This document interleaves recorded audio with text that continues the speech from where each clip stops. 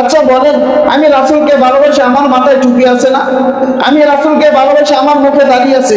আমি রাসূলকে ভালোবাসি, আমার পরনে জামা আছে। আমি রাসূলকে ভালোবাসি, আমি মেসওয়াক ব্যবহার করি। আমি রাসূলকে ভালোবাসি, আমি নামাজ পড়ি। আমি রাসূলকে ভালোবাসি, আমি কারোর সাথে ঝগড়া করি না। আমি রাসূলকে ভালোবাসি, কখনো সিগারেট খাই না। আমি রাসূলকে ভালোবাসি, কখনো গাঁজা খাই না। আমি রাসূলকে ভালোবাসি, কখনো দাঙ্গা ভাঙ্গাতে আমি লিপ্ত হই না। আমি রাসূলকে ভালোবাসি, কখনো সুদে টাকা লাগাই না, সুদের টাকাও আনি না। দেখেন, আমার মাঝে কোনো জিনিস নাই, কিন্তু নিচে এমনও ব্যক্তি আছেন, ওই ব্যক্তি সুদও খায়, সিগারেটও খায়, গাঁজাও খায়, বাবাও খায়, গালিয়ে দেয়, ঝগড়াও করে। তারপরে বলে এই লোকগুলোই বলে ভালো, হুজুরেরা খারাপ, বলে না হুজুরেরা খারাপ। এজন্য রাসূল বলছে, তোমাদের সময় থাকতে সময়কে মূল্যায়ন করো। এজন্য আল্লাহ পাক রব্বুল আলামিন জানান, ইয়া আইয়ুহাল্লাযীনা আমানু ইযা কুনতুম ইলাস সালাহ। রাসূল করিম সাল্লাল্লাহু আলাইহি সাল্লামকে বললেন, ও আমার হাবিব, আপনি জানিয়ে দেন সাহাবে কেরামকে। আল্লাহ পাক রব্বুল আলামিন পবিত্র কালামুল্লাহ শরীফের মাধ্যমে জানান, ইয়া আইয়ুহাল্লাযীনা আমানু, হে ঈমানদারগণ। এখানে মহান নবী করিম আল্লাহ মুমিন বান্দাদেরকে উদ্দেশ্য করে বলছেন, এখানে কোনো কাফের নাই, বেঈমান নাই, ইহুদি নাই, নাসারা নাই, মুরতাদ নাই। এখানে আল্লাহ তাআলা মুমিন বান্দাদেরকে উদ্দেশ্য করে বলছেন, ইয়া আইয়ুহাল্লাযীনা আমানু, ইয়া আইয়ুহাল্লাযীনা আমানু ইযা কুনতুম ইলাস সালাহ।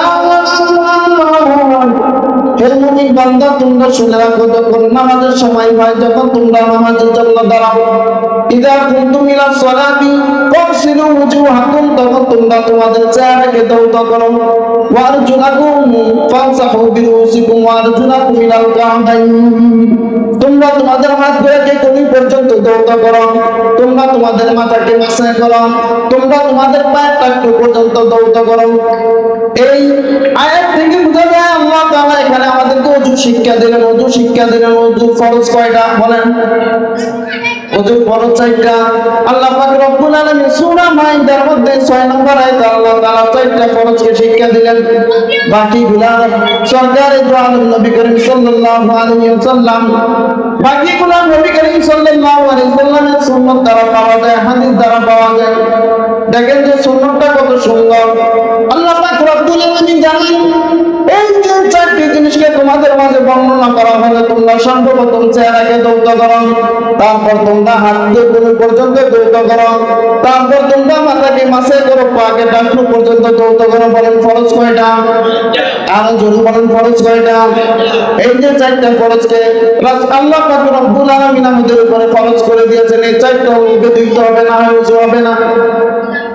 সরকারে দু আলম নবী করিম সাল্লাল্লাহু আলাইহি ওয়াসাল্লাম তিরমিজি শরীফের 2 নম্বর হাদিস, কত নম্বর হাদিস? 2 নম্বর হাদিসটাকে বর্ণনা করলেন। যে সাহাবী সবচেয়ে বেশি হাদিসকে বর্ণনা করলেন হযরত আবু হুরায়রা রাদিয়াল্লাহু তাআলা হাদিসটাকে বর্ণনা করলেন। রাসূল করিম সাল্লাল্লাহু আলাইহি ওয়াসাল্লাম জানান, ইযা তাওয়াদ্দা আল-আবদুল মুসলিম ওয়াল মুমিনু, যখন কোন মুমিন মুসলমান অথবা মুমিনা মুসলমান দাঁড়ায় ওযুর জন্য, কিসের জন্য ভাই? ওযুর জন্য যখন দাঁড়ায়, রাসূলুল্লাহ সাল্লাল্লাহু আলাইহি ওয়াসাল্লাম বলেন, ইযা তাওয়াদ্দা আল-আবদুল মুসলিম ওয়াল মুমিনু ফাগসালা ওয়াজহাহু ফাওয়াজাত মিন ওয়াজহিহি কুল্লু ফাতিহা। বান্দা যখন ওযু করে তার চেহারাকে ধৌত করে, ইযা তাওয়াদ্দা আল-আবদুল মুসলিম ওয়াল মুমিনু ফাগসালা ওয়াজহাহু, যখন বান্দা তার চেহারাকে ধৌত করে, ওয়াজহাহু ফাওয়াজাত মিন ওয়াজহিহি, তার চেহারা থেকে তার গুনাহগুলো চলে যায়। বলে সুবহানাল্লাহ। আল্লাহ পাক রব্বুল আলামিন জানিয়ে দিলেন যে তোমরা তোমাদের ফরজ বিধানগুলোকে আদায় করে রাসূল সুন্নাতের মাধ্যমে জানিয়ে দিলেন, তোমরা তোমাদের চেহারাকে যখন ধৌত করবা, ফাওয়াজাত মিন ওয়াজহিহি, তোমাদের চেহারা থেকে আল্লাহ তাআলা গুনাহগুলোকে maaf করে দেয়।